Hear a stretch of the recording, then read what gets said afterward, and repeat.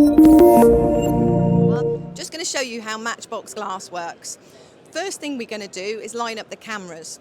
So we've got a wired camera and a wireless camera, and they're pointing at the iPads here. You can have any number of cameras. This one here is looking at the QR code. In that QR code is the time of day, which our hardware analyzer is going to pick up the other end. So what I'm going to do, just show you how it works.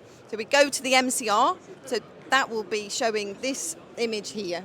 You can see the cameras there.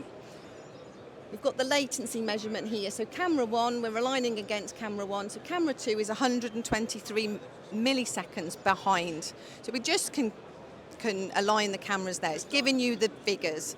It's also going to be giving us the lip sync measurement as well, because lip sync's very subjective. One person might think it's 3 frames, one person might think it's 2 frames, but we measure it scientifically. Once you've got that number, you can pop that into your own frame synchronizer and adjust it and be assured that the timing is right. Here, we're measuring 120 milliseconds. So we just get it sorted, and then we've got perfect timing.